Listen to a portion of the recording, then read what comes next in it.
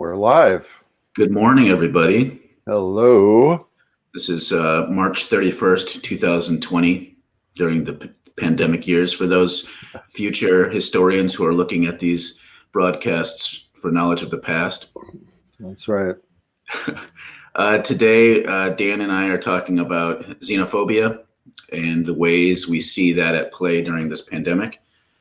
And just a couple housekeeping things. I guess we'll introduce ourselves, but after this. But throughout it all, we encourage you to leave your comments, and we'll gauge it during the broadcast. Some of the questions we're going to be engaging, and I'll pop these up again in a little bit for people who tune in later. What does it mean to be hospitable in this pandemic? And how do the powerful use xenophobia to push their agendas? We're talking about both the personal, but then the systemic realities of having a neo-fascist running the government and rightward movements around the world. This creates, in some ways, a perfect storm for them to go deeper. So we're going to talk about that fun stuff. So leave your comments or questions, and we'll engage them throughout. Just to introduce myself, I'm Mark Van Steenwyk from the Center for Prophetic Imagination. We look at that intersection between deep spirituality and radical politics. And I'm Daniel Wolpert from the Minnesota Institute of Contemplation and Healing. We engage spiritual life and leadership, healing in the arts. I see Kathleen just said good morning. So hi, Kathleen. Morning. Hope you're doing well in Missouri there. So xenophobia and COVID, just another opportunity for people to experience ways of dividing each other and to be afraid of the other, right? Mm-hmm. This invisible little chunk of molecules comes at you from far away, and we got to blame somebody else, right? Feel upset about somebody else. Mm-hmm. And so, all kinds of reports going on about racist attacks against people of Asian descent and Asian background. And, this is, it's a very old sort of predictable script, right? Mm-hmm. Unfortunately. Yes, unfortunately. Of course, we saw this after 9/11. In relation to anybody who appeared to be Muslim or Arab or from that part of the world. That's continued, of course. And I remember even during that time, people were somehow confusing Latin Americans as being maybe Muslimish looking because, right. You're not as pale, so you got to be in that grouping somehow. Yep. And so the fear of the other, and of course this goes back way back. It's interesting. We have our Micah meetings once a week, mm-hmm. And so yesterday, and we always do a praying with scripture as part of that. And I often just open the Bible randomly to a passage and read it. So yesterday I opened it, and it was one of the stories from Mark all about the Pharisees criticizing Jesus and his disciples for not washing their hands. I thought, oh wow, this is perfect for this. But so that purity thing goes way back, right? People being worried about being contaminated by other people or other things.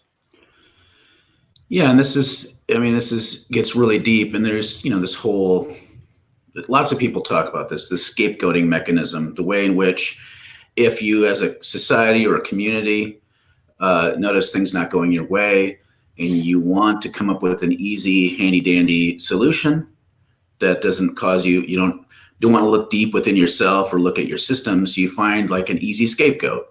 Somebody you can blame for all the crap that's happening to you, and then you can excise them from your community. Yeah. And so we've seen this, this is deep human stuff, but we see this now.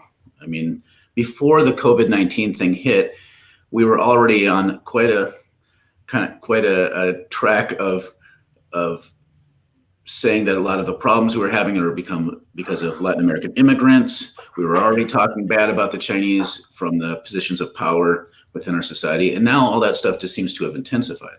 Yeah. Yeah, and for those who don't know, should we say where that term scapegoat comes from? It's Go kind of for a it. fun little thing, Yeah. right? I wouldn't So use the word fun, but yeah. Well, so that's interesting. it's from the Hebrew Bible, right? The idea was that you would the community would load all of its sins onto a goat, and by covering it with whatever, I don't know, tar or goop or, and then would shoo it out of town, shoo it out of the camp to get eaten in the desert, and that was the scapegoat that would bear the sins of the people away. Mm-hmm. So yeah, I mean, sadly, the coronavirus is, as you said, kind of playing right into the trajectory of the Trump administration, and yeah, this and as you were saying beforehand when we were talking, right? I mean, now the idea of closing borders and not letting people across, everybody's all in on that, right? And and it's that same impulse, right? Something bad and unclean is going to come from somewhere else. Yeah, and this has all sorts of dire implications, not only for the people who are being scapegoated and treated like crap, but also for the rest of us in our society. We know that the scapegoating and making people that are not like us the enemy becomes this justification for increasing social control. So it's not a coincidence that we see scapegoating happening more and more in our society along the rise of kind of neo-fascism. Those two things usually go together. And so we're in the middle of a situation where on the other side of this, we could end up being more fascistic than we did in the beginning.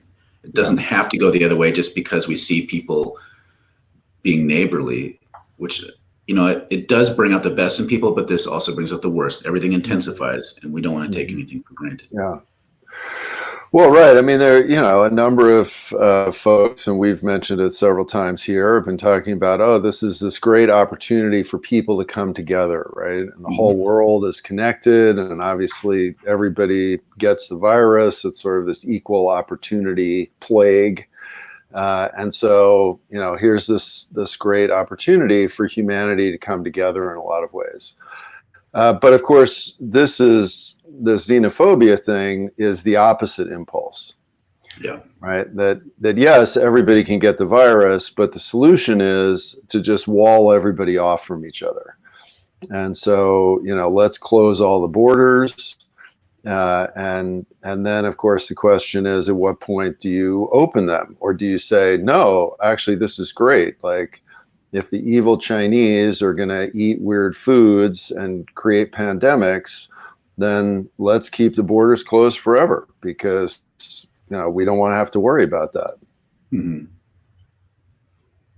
No, it's things that we wouldn't have considered reasonable now suddenly seem very reasonable. And it's hard for us to roll back on that stuff. I mean, it's weird how, remember after 9/11 and all of a sudden we've talked about this before, you couldn't bring liquids. And then during this time, we're now suddenly can bring more liquid. See, all this stuff, it just shows how it's a bit of theater. And so for us, maybe for a lot of us, if we don't understand viscerally or through our relationships how bad a border wall is as a symbol, it just becomes a bit of theater. So it's just easy, if it doesn't affect you, to see it as like, oh, I kind of like the idea of being more secure. And so those little fears get played up, and the consequences are hidden from us. We're seeing a lot of this, and so this sort of stuff intensifies from underneath of us because right now the people with the loudest voices are the least impacted by this stuff, and the people who are most impacted are the most silenced. So we're not seeing and hearing how this stuff hurts other people. Yeah. Well, and again, this is just a lot of this feels so familiar to me from 9/11, right? Because there was so much talk then about how after 9/11 and people were scared, suddenly people were very happy to give up all kinds of rights. Mhm. And I, that same thing is happening now in many ways on an even more profound scale, because our technology has evolved so much um, from 9/11 and from that time. Mhm. And so, issues of being able to trace people and track phones and, visual recognition and using CCTV cameras to track where people are going with the illness. I mean, all of these things, people are mostly saying now, oh, that's a great idea because it's going to help us with the pandemic. Mhm. But it also then is going to become part of the fabric of our society. And those are not necessarily great things in the long run. Now, here's a comment from Catherine Mullen. Our friend from China just sent our community a box full of masks so we could share them. I mean, this is the sort of thing I love that. Because Yep. to me, it challenges. So, friend from China all of a sudden challenges what we think of as an us. I mean, this is really what it comes down to. What do we think of is the us that we're trying to protect?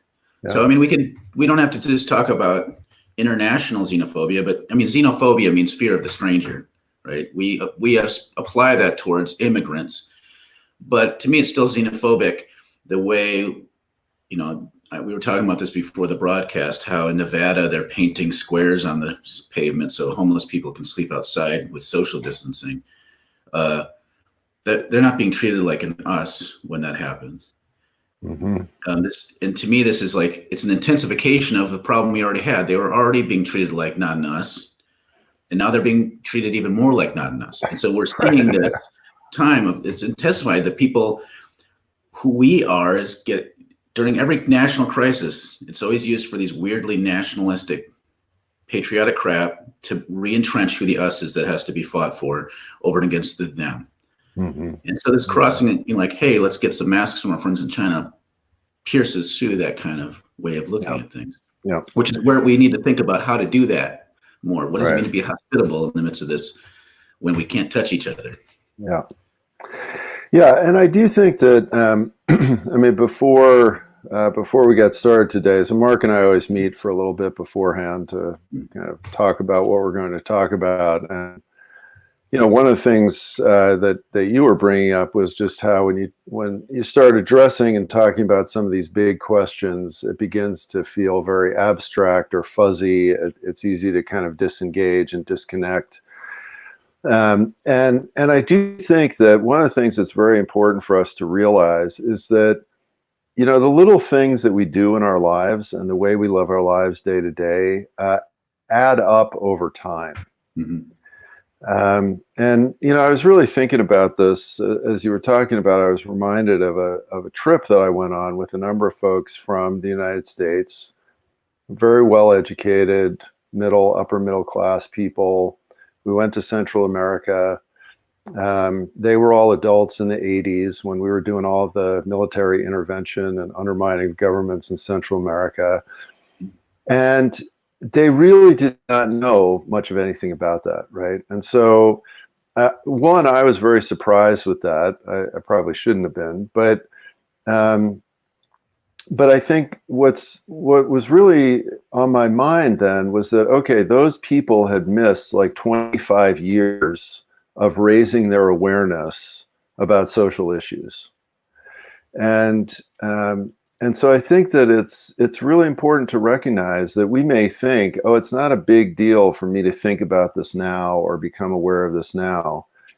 But it actually is a big deal because that adds up over time. And I think we should feel really good and encouraged by that. Yeah. Okay, we're getting all kinds of great comments here. Heather writes, "We're afraid Hey, of the other in ourselves." I think I can know what that might mean, but could you say more about that? I'm curious because it seems like it's a deep insight that I don't want to just brush past. Yeah, and by the way, just as an introduction, Heather's a wonderful colleague of mine, a retired professor of worship and theology at Drew Seminary in New Jersey. And maybe she'll post another comment about that. But I guess one of the things I think about that when she says that is that, it reminds me of something that you're very interested in, right? Which is the shadow. Mhm. And, there are these parts of ourselves. Yeah, you don't have the young, big red book back there. It's actually, it's further out. It's out of the screen right here, but I have my giant Jung book back behind me. But yeah, I mean, there are these parts of ourselves that we're either not aware of, or we don't like, or we're ashamed of, or we don't know what to do with, or we're just confused by. And those parts of ourselves we project out, right? We project onto the other. Yeah, fragmented selves, right? Afraid of the unknown, of the shadow. And so, yeah, we see a person that, we don't recognize, they don't look like us, they don't worship like us, they don't have cultural norms like us. And that's a perfect blank screen to project all of that negativity onto. Yeah, and we do that if you writ that large. I tend to buy into this idea that societies have shadows, right? The things that about our society. For example, because we believe in these constructed myths, these ideas, these stories that America is free, and we can do whatever, like all these positive things, and we can't really see the negative things. We put somehow every other nation on earth is less free than us and are sinister. Like that's the tendency, right? Because we can't confront that within our own society. Or many of us can, but you know what I'm talking about. Like a lot of us really buy into this idea, and it gets really concerning real fast because I'm going to go on a little bit of a rabbit trail. It's something I like to talk about. And I'll try to keep it short, but the studies on infrahumanization. That's the process by which we see people as less than human, and it's tied to the human response to disgust, like our disgust mechanism.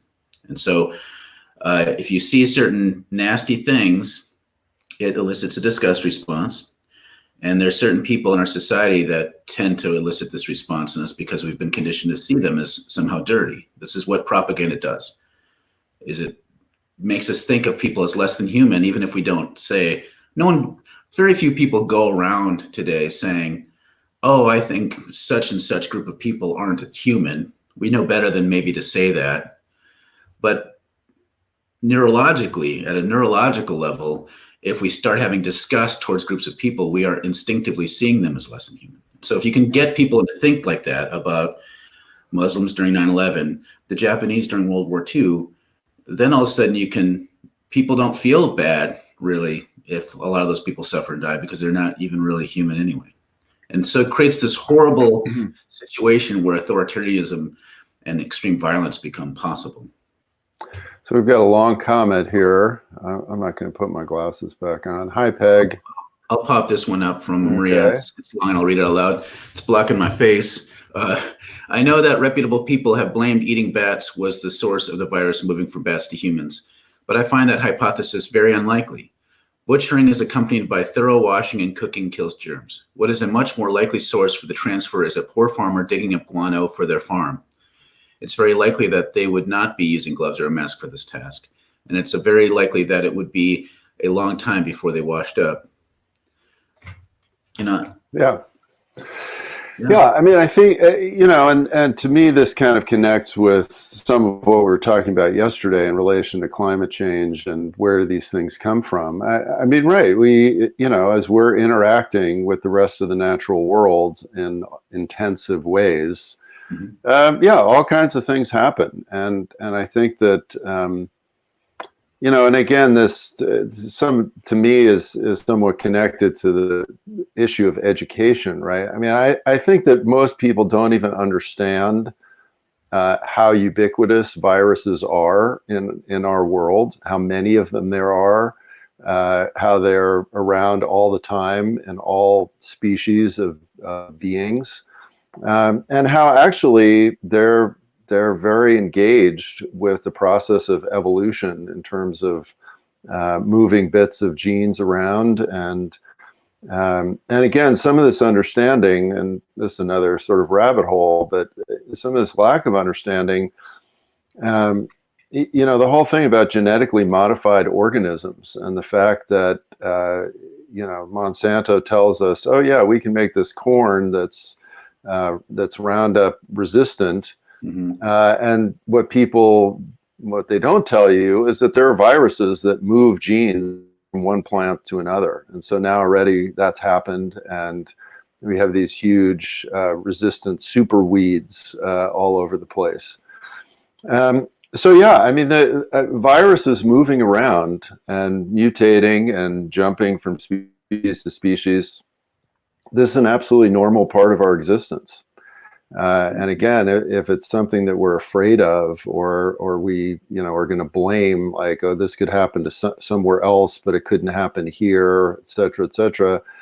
Yeah, that's just not true. It's part of the way things are. And we have to wrap it up in this, and like it's the stories where the AIDS virus came from now with this bats. It's like we have to create a story where somebody who is just strange and different is doing a strange and different thing and gross, and now it's their fault because they're all strange and different and gross, like that kind of. Right. And so, like, oh yeah, then that just reinforces this idea that the Chinese aren't quite like us, and their government is super sinister and ours never is. That kind of. Yeah. And again, I think that, those of us we've talked about our own bubbles, right? So those of us in a certain sort of liberal intellectual bubble, we think, oh, this is, there's even a xenophobia about this. Like, this is just other people that are doing this, right? This is just the Trumpites that are doing this, let's say, or something like that. But I ran across a post the other day from a seminary professor at a liberal Protestant seminary, and a lot of his, I don't know, followers, students, friends, who were posting these incredibly xenophobic things about the Chinese, seemingly without even any awareness of what they were doing. And just like what they were saying was sort of course, normal and appropriate. And, and it was very kind of shocking to me, actually. I was sort of stunned and very surprised. But it just shows what an insidious process this is. Yeah, for those who are still maybe tuned in recently, this episode we're talking about xenophobia and COVID-19. So some questions we're exploring: what does it mean to be hospitable in this pandemic, both personally and maybe systemically? How do the powerful use xenophobia to push their agendas? Share your thoughts. Right. I feel like we could do another broadcast, or maybe we will, about how totalitarianism and fascism kind of emerge. But I feel like we need to maybe touch a little bit more. We've kind of walked around it a little bit, but to me, it's a serious situation that we're in when we were already seeing the rise of neo-fascist governments around the world, and then this hits. So this is, this ties back in with yesterday's discussion around climate change. Was that yesterday? It all blurs together in this pandemic. Blurs together. But we were already seeing this sort of strong xenophobic narrative happening, partly because with climate change, which right-wingers tend to deny, there's going to be an increase of certain sorts of things, including a need for refugees because of climate devastation causing fires and flooding and things like that. But also the rise of pandemics. This has been anticipated, and that will cause, we're going to see more and more possible ways for fascists to justify horrible things, because these sorts of activities are going to intensify the need for immigration and the collapsing of distances between different societies. Like, we don't, globalization and the fact that we're all interconnected scares nationalists a lot.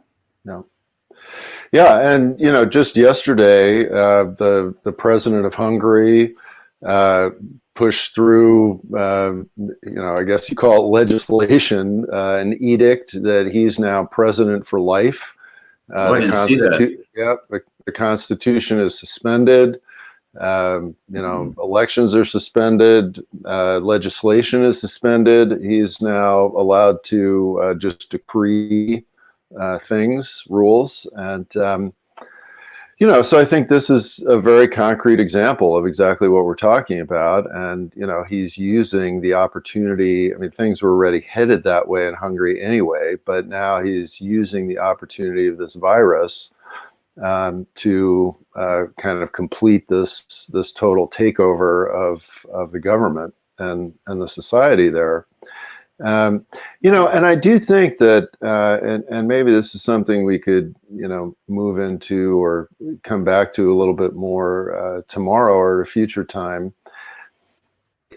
This really does touch on back to this issue of how do we want to live and how do we relate to living and dying, right? Because if our fear of the other and of this illness is so great that basically what we're willing to say is, I'm willing to go into my little pod and not interact with anybody else and give up all rights and social control so that I don't get this disease. We have to realize that we have given up an incredible amount. And, is that really something we want to be doing in the long run?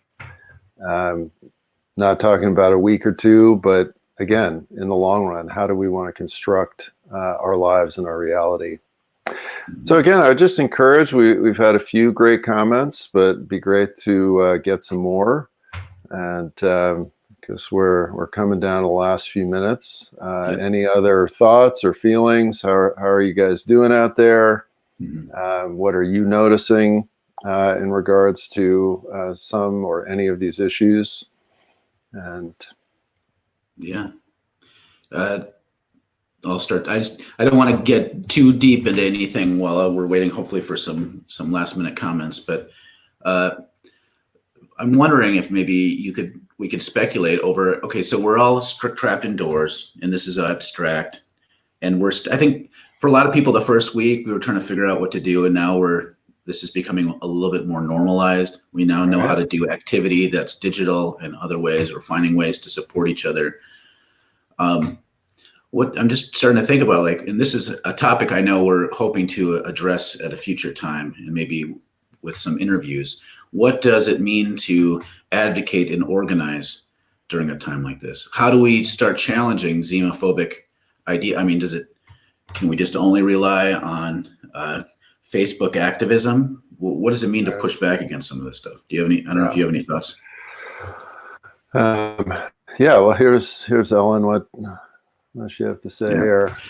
How are journalists able to document what is happening? So, if everyone is inside, what are the witnesses to the awful happenings? So I wonder, I'm assuming there are some journalism maybe is considered a necessity, but I got to imagine there are less journalists out and about these days. So it does raise a question. There are more shadows to hide corruption in maybe right now. It's easier to get away with some stuff.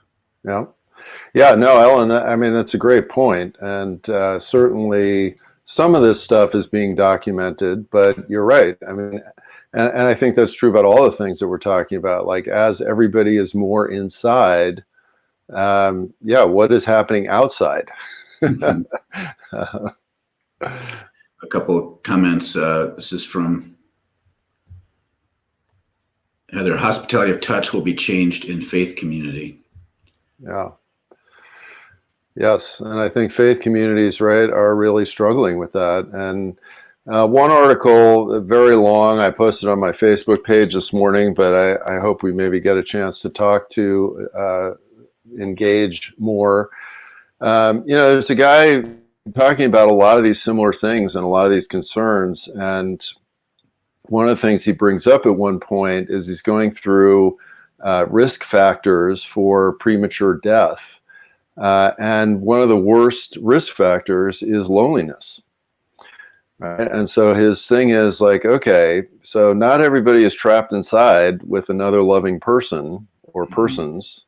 So if we have this massive increase in loneliness during this time, we maybe save some lives from the coronavirus. We're going to lose a lot of lives because of increase in loneliness. And that's an important thing to pay attention to. Yeah, just, we're coming to the end of our time, but there's a few comments at the end. Kathleen shares that my mother is very angry that children are getting free food. She must be hearing about this from some right-wing source. I don't understand where this is coming from. Yeah, again, it's like we were already afraid of like our children getting food from somebody other than us. I remember like when I was in school as an elementary kid, people could bring food from their homes and share it. And now you're not supposed to do that. And so the idea of free food, like from a school, was okay. But now that's suspicious because you don't know where they've been. It does create this aura of suspicion that I think is detrimental to society. And like Dan was saying, you know, you've been talking a lot about how we need to balance off. Yes, COVID-19 is a killer, but there's other killers too. And we can't just become so intensely afraid of COVID-19 that we lose some of the deeper things that need to happen. Ellen commented when she kind of riffing off of like journalists and xenophobia, she said, but also things like knocking down neighborhoods, people were protesting gentrification. Right. I feel like all sorts of bad things now are slipping through because there's, because, you know, and this is, I think, underneath maybe what Ellen, you're pointing out is that protest and activism generally imply some sort of audience.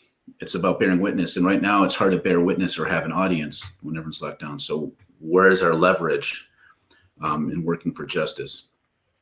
Maria writes, this is increasing the digital divide. That's totally true. And I know a lot of people like my wife, she teaches adult immigrants, mostly refugees. Well, and she's actually got a comment about that. 2 things down. You can throw that up there. Great. I'm just working through. I'll jump right to Amy's and then go back to the others. I'm definitely seeing this with my class. Some of my adult ESL students can access what I send them and some can't without in-person support. Yeah. Amy last minute had to basically became in charge of distance ed for her school and is trying to help, but like it's a lot of work and it's not like we got to prepare for this. And so now everyone's kind of like shut in with different, just to go through these. Catherine writes, I'm horrified by ICE continuing to arrest people during this pandemic. Oh my God, that's a whole other thing I didn't even think to talk about. Yeah. And take them to already infected detention centers. What does resisting like this look like when group direct actions are suddenly an infection risk? Yeah. That's a big... Well, and I do think that again, this very much, and you know, I think that sometimes people are like, oh, you know, one gives too much sinister intent to some of the people in power. I think you actually can underestimate that, and you know, we're not only seeing some of these things with what people have mentioned, but you know, the Environmental Protection Agency has just suspended all enforcement of pollution regulations. And they say, well, it's too dangerous to go out. And yeah, so a lot of this thing is going to continue. I think we need to encourage people to make comments sooner in the broadcast. Yeah. It's all coming at the end. Awesome comment. I'm going to read the last 2 comments and then we're gonna bow out, I think. But yeah, for future people who, I know you can't always jump in right away, but as much as you can start the conversation earlier, it helps us out. But I understand how this goes. Sometimes stuff doesn't percolate until you've been watching for a while. But Tracy Fitzgerald writes, one way, maybe the simplest yet most powerful, very powerful way, the powerful push their agendas by naming. That's right. Controlling the narrative. Think of the difference between Orangey McShit Gibbons. I think I know who you're referring to. Who is that? It's Orangey McShit Gibbons. Our beloved leader. Chinese Wuhan virus and the novel coronavirus. Yes, naming. Yep, absolutely. And then I'm going to let Amy have the last word. Have the last word. Yes, and that poster being shared about releasing prisoners says that 95% of people are ultimately released at some point. So let's release them now. Finding the points to rally around and how to act together is critical. It's amazing how much stuff's been able to be done suddenly that we should have been doing all along. Yep. And that's a great example. Absolutely. All right. Well, good. Thanks everybody for jumping into the conversation. Yep. Yep. And we'll try to get better at encouraging people to do that earlier. But really appreciate all those comments and reflections. And I think maybe, you know, I'm just noticing this theme of how do we act when we're all stuck inside, and maybe that's something we could really take up tomorrow. Yeah, so yeah, if you're watching now and you think you're going to be around tomorrow, 10 a.m. Central Time, we'll start talking about how do we begin to act?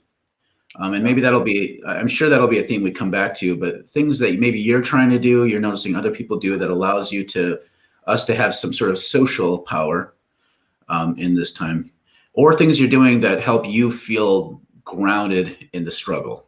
I mean, the line between personal empowerment and social empowerment is thin. So can talk about either one of those things. Right. All right. Thanks a lot. Bye, everybody. Bye.